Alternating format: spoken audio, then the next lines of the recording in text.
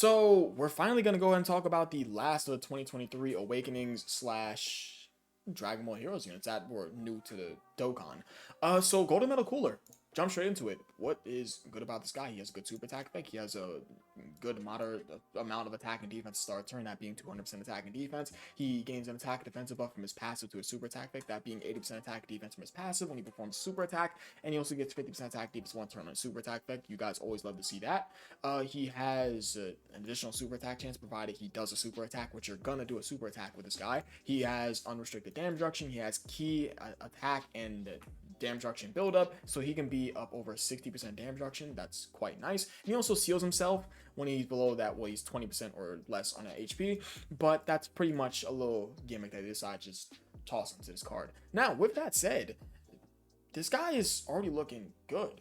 He can do multiple supers, helping him gain 50% attack and defense up to, what's that, 3 times? He can be at 60% damage reduction. His attack stat is not bad looking either. I would say the only real weird issue with this guy is his link set. It's like, deficit boost? What? Fusion? What? Don't tell me, is this the Metal Cooler Army link? Oh my god. So what that means... so that means... is these guys. Let's just go and grab this guy, for example. If these two, for whatever reason, will be linking up with each other, 35% attack, 15% defense, 6 key, 5% HP recovery, 5% damage reduction. You love to see that. That's some tough as nails. Where's that coming from?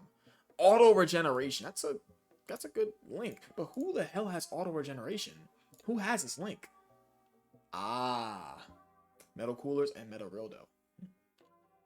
My bad, guys. Metal Rildo, 50% support, that is absolutely worthless nowadays. So, going back on over to Golden Metal Cooler, I pretty much already said everything that's good about this guy, but I do want to go ahead and go on over to Dokkan World's video. Of course, shout out to Dokkan World. I'm going to be using his videos for quite a bit of these references for these, for most of these units. So I want to skim through this video real quick and get to his best turn. Let's just go and see his best turn immediately after this.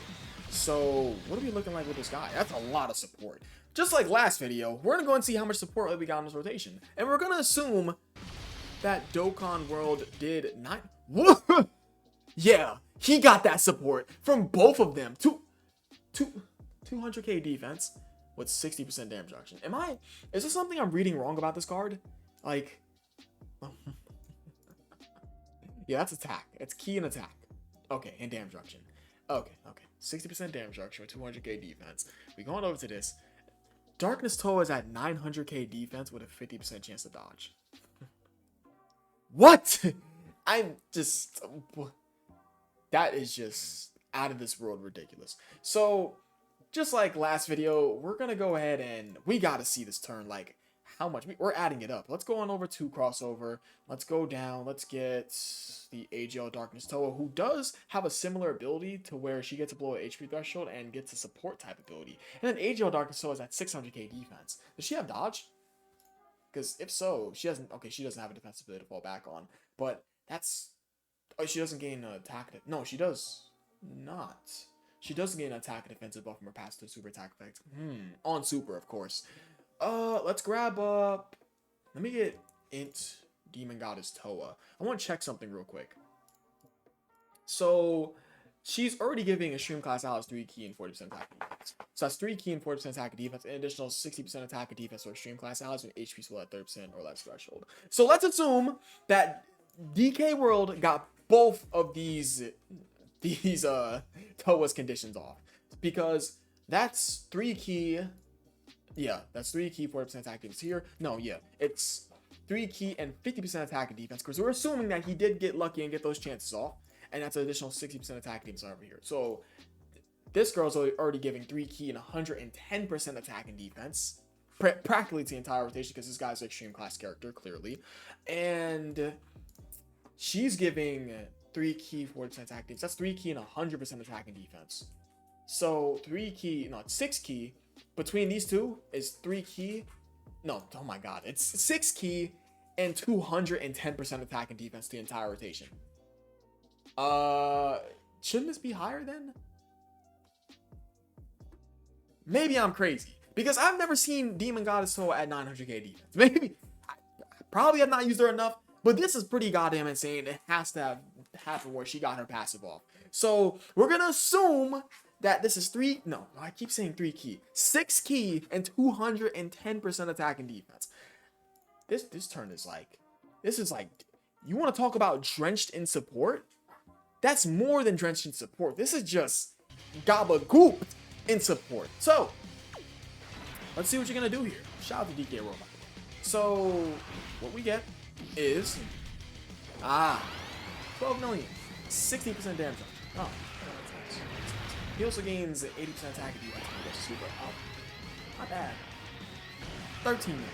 He does one more. 14.2 million. He triple supers. Okay, 12, 13, 14 million. 60% damage reduction. Attack defense weapons passive super attack. Like, very good. Very good if you ask me. I mean, the only issue with this guy, and it's pretty much for all these Heroes units, is that he's practically restricted to his crossover team / Dragon Ball Heroes team.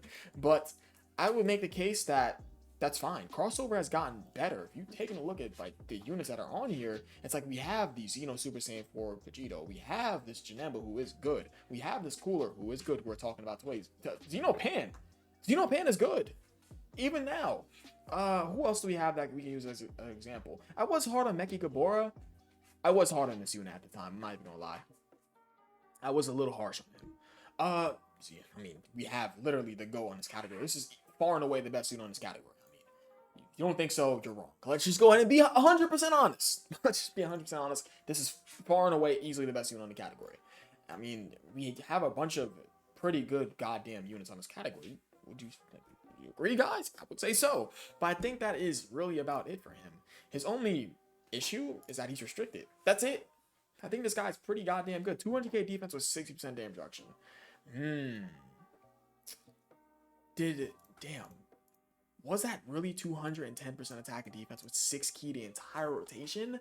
Because if so, I appreciate you guys for watching. You guys are the best. I'll catch you guys next video. I love you all. Peace.